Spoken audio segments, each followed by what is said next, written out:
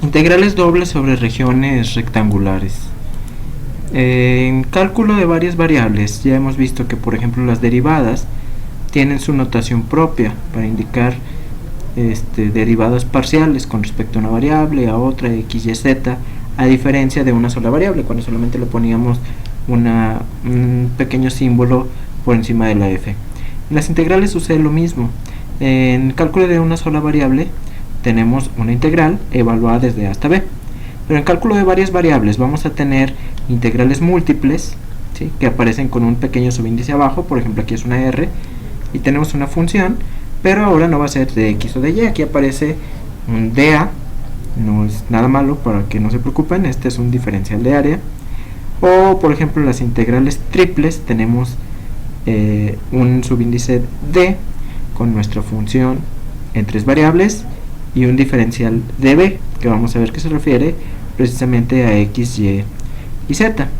El concepto de lo que representa una integral doble en este caso, pues tiene que ver con encontrar lo que es un volumen. Un volumen de una superficie habíamos visto que podíamos encontrarlo haciendo pequeñas divisiones y calculando el volumen de todas estas figuritas, de estos pequeños prismas que aparecen por aquí.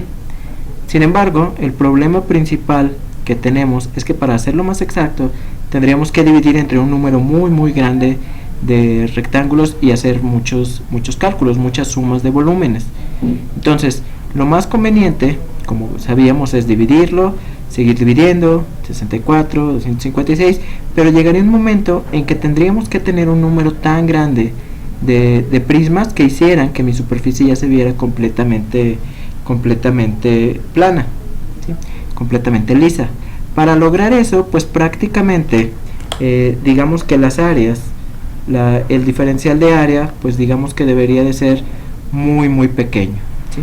Es decir, el diferencial de área que voy a tener aquí con cada uno de ellos, es el delta x por el delta y, debería de ser aproximándose a 0, ¿sí? Entonces, lo que teníamos a la hora de nosotros dividir aquí delta a, recuerden que el delta a pues está formado por delta x, delta y, ¿sí? Entonces, delta x yo voy a ir dividiendo en cada vez tantas regiones, cada vez más pequeñitas, que delta x yo lo puedo cuantificar, le puedo dar un número, pero cuando ya no le puedo dar, hice tantas divisiones que el número es tan pequeño que ya no lo puedo cuantificar, prácticamente hablamos de un diferencial, ¿sí?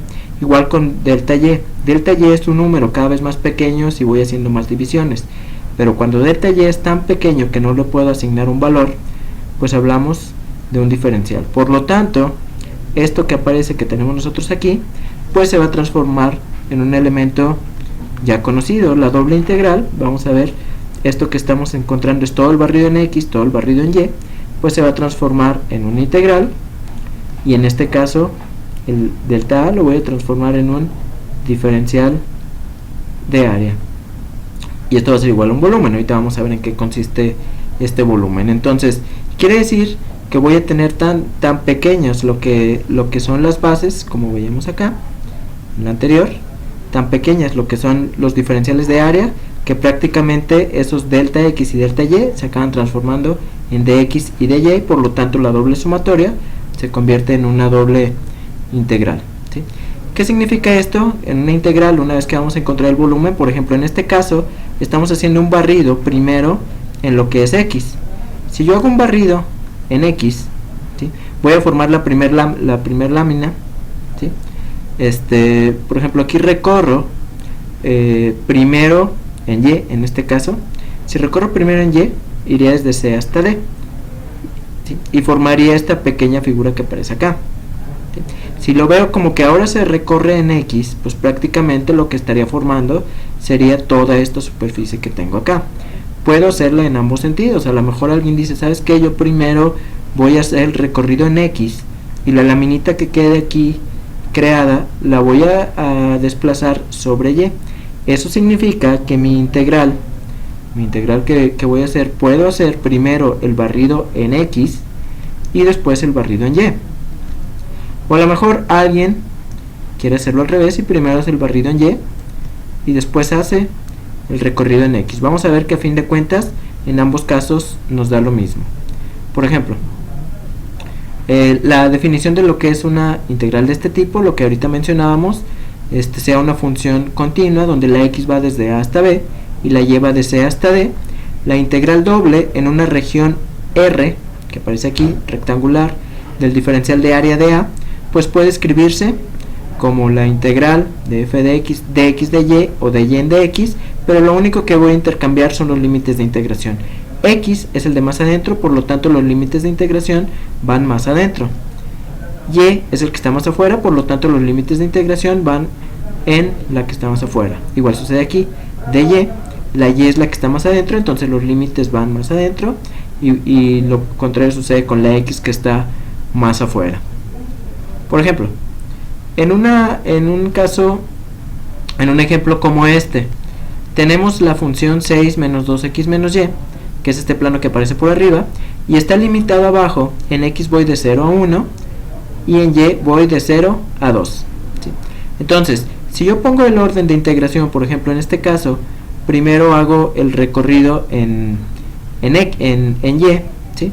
Primero hago el recorrido en y, avanzo desde acá hasta acá en y, se forma esta figura y después la recorro en x. Si hago primero el recorrido en y posteriormente en x, ¿sí? En y los valores que va a tomar es desde 0 hasta 2, y en x los valores que va a tomar va a ser desde 0 hasta 1. Esos serían los límites. Posteriormente vamos a ver cómo calcularlos. Pero si ahora lo que hago es lo contrario, primero avanzo en x y la laminita que se forma aquí la voy recorriendo sobre y, diríamos que primero hacemos de x y después de y en x decimos, bueno, pues en x estoy avanzando de 0 a 1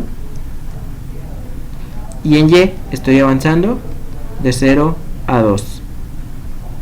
Fíjense que aquí prácticamente, o todo el problema consiste en cambiar o asociar lo que son los límites, ¿sí? De y son los de más adentro, en este caso de y son los de más afuera, pero aquí solamente es intercambiarlos.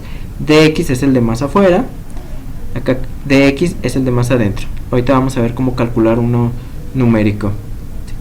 Tenemos por ejemplo el caso de una integral doble 4xy cuadrado menos x cúbica y de a. Si solamente me dicen de a, significa que yo puedo poner el orden que yo quiera. Voy a hacer lo siguiente, voy a escribir la integral 4xy cuadrada menos x cúbica, y yo voy a establecer el orden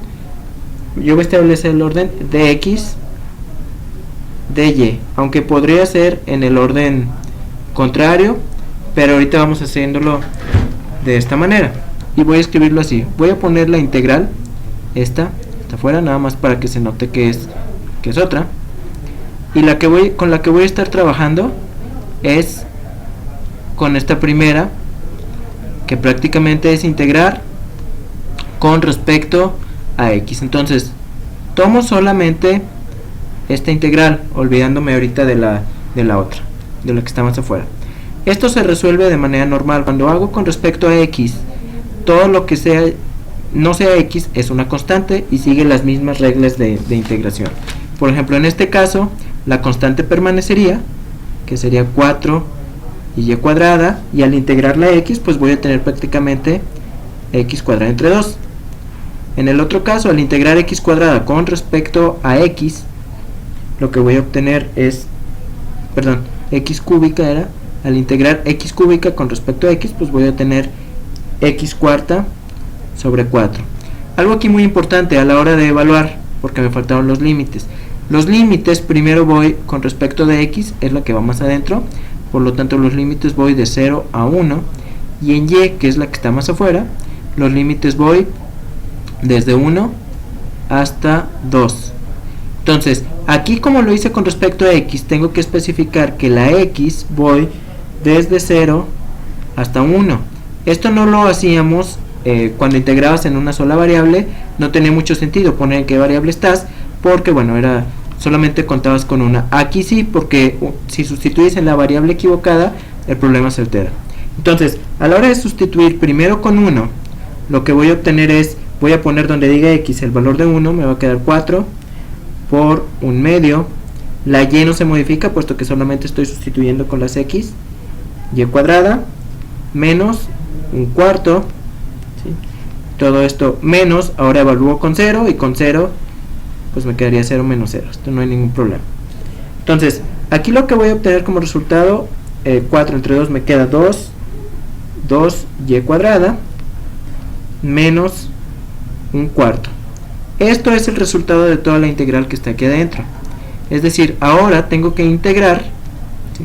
Tengo que integrar lo que obtuve aquí, 2y cuadrada menos un cuarto, con respecto de la otra variable, con respecto en este caso a y. Una característica aquí es que después de haber evaluado todo me debe de quedar en términos de y. Si ya evalué todas las x, no puede ser que aquí dentro de mi resultado tenga todavía una x, eso me indicaría que algo está mal.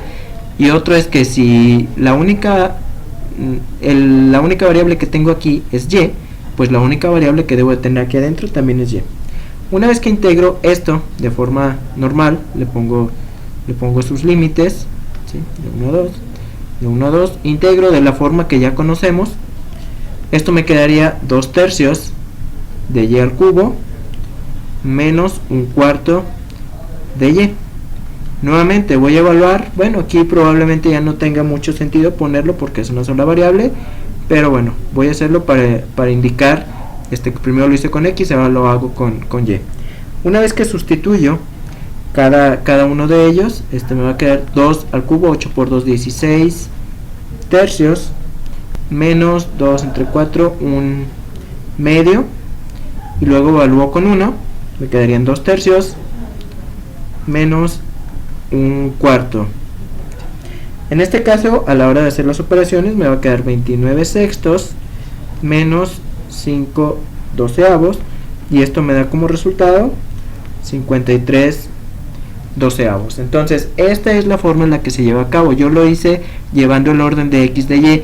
Si alguien intenta hacerlo de y en dx, solamente tiene que cambiar los límites, pero las reglas de integración son las mismas. Al final el resultado los debe de llevar a la misma cantidad, 53 doceavos. Quiere decir que primero hicieron el recorrido en x y después en y, pero completaron lo que es el volumen. Si alguien lo hace al revés, primero hace el recorrido en y después en x, obviamente que estamos hablando del mismo volumen y el resultado debería de ser el mismo.